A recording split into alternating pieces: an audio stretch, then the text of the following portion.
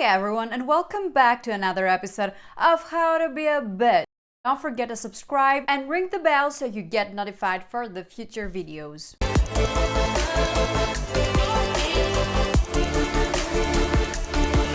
As I have been saying a lot in the past, when it comes to dating, there are two types of men. Those that just want to go to bed with you, and the men that want to have a real relationship. How to weed the losers out? Simply by delaying sex. You need to wait before having sex for a couple of months. Before sex, women think clearly and men don't. After sex, it's the other way around. But when a woman goes to bed with a guy without waiting at all, at the end of the day, after having sex with him, he gets to think clearly because now he got what he wanted and the woman does not. She's very confused and feels even more insecure. Bitches know that. That's why they delay sex. And while staying out of the bedroom, they teach him how to treat them as a princess. On the contrary, a good girl will go to bed with a guy very soon because she thinks that this is the way to his heart. But what actually men think about women that go to bed early is that since she is sleeping with me too soon, she can do that with other guys too. Another thing that they think is that these women are desperate and they cannot control themselves. And the last thing that they think is that they have a free ride, which means they don't need to work more. When you don't go to bed with a guy very early, you give him more time to appreciate you for who you are, to get to know your hobbies, how you drink your coffee, what's your favorite restaurant, what kind of music you like. And by learning more things about you, you become a part of his life. You train him how to learn to please you, how to learn to offer you things, how to learn to make your life a better place. You become his girlfriend without him realizing that. You get treated as a princess as opposed to the good girl that he doesn't even remember her name, because for him it was just one of all the girls that he has just had sex with. But the question here is how to keep him out of the bedroom for 2 months. So you're out having fun and then he offers to take you back home. You're outside of your home. You do not kiss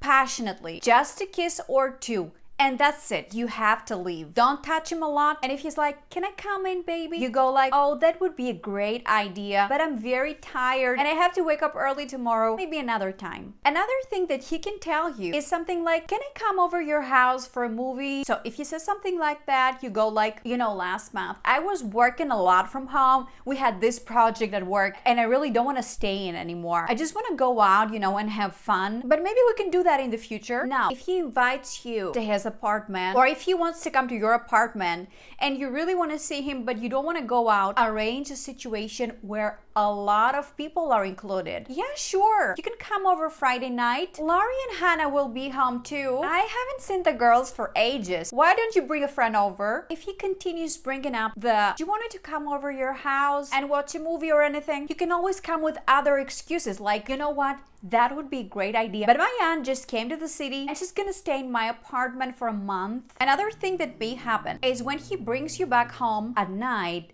and he's like, "Can I just use your bathroom? I'll just be very quick, I swear." Remember, this is always a lie. Men say that. "Can I just use your bathroom? Can I just come upstairs for 10 minutes, I swear? We're just gonna have coffee and relax and sit down and talk. We'll do nothing, I swear." Those are lies. So you always have to find a good excuse. "My apartment is such a mess. I'm so sorry, but you can visit Starbucks. It's 5 minutes from here." If you want to get more intimate with him, if you want to kiss him, always do it in public, where there is no way that things will go out of control. You can kiss him, you can hold his hand, you can touch his hair, you can touch his knee. When you sit right next to him at the movies, don't flirt a lot. You can say nice things to him like, "What a nice shirt." Don't make jokes about sex. It's not classy. And maybe these jokes will misguide him and maybe he will think that you're giving him the green light. If he makes a lot of sexual jokes, just change the subject. When he touches you where he is not supposed to touch you, you always become very cold, very distant, and immediately you go like, "I'm so sorry, excuse me." That's it. This is how you set the boundaries there with the guys that want to touch you all the time. Cold, distant face immediately, and then you're like, "Excuse me, I'm so sorry." You need to give him the green light to do whatever you feel comfortable doing. He doesn't have the right to touch you where you do not want to be touched. You cannot make him feel comfortable touching you a lot on the first date. If you want to keep him out of your bedroom, you should be very careful not to turn him on.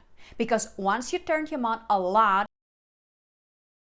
if you start kissing him a lot, touching him a lot, and then you go like, I don't want to have sex, that's as far as I can go, he will think that you're playing with him. If you want to keep him out of the bedroom, you are not supposed to turn him on up to a point where there is no return. You should be very careful with that. The last thing that you should always remember is never tell a guy that you are waiting for 2 months before having sex with him because this is how you think it should be done. Never tell him what you are thinking and what you're planning about that. Remember, if he puts a lot of pressure on you and he doesn't respect your boundaries, you always go like, I'm so sorry, I cannot deal with a lot of pressure. I really want things to happen naturally. And when you go home and he texts you or he calls you, you don't answer for a day or 2 days so that he gets the message that you mean what you say and that you don't want to deal with any kind of pressure. And that if he's about to put pressure on you, this will make him lose you. Never, ever, ever forget. If you're doing these things and the guy goes like, you know what, I really don't want to do that. That's very foolish. How are we supposed to get to see if we cling or not without having sex? Or if he just starts ghosting you because you don't give it to him, you are very, very, very, very lucky. First, you saved time. And second, you didn't get intimate enough for you to grow feelings for the guy. Because if you had stayed, he would have left you no matter what. So keeping him out of your bedroom is always a win-win situation for you. That was all for today. I really hope you liked this video. Don't forget to subscribe, hit the like button below, and leave your comment. Share this video with your best friends. If you want a private consultation with me, hit me up in the email in the description of the video. The first one is always for free. See you on the next one.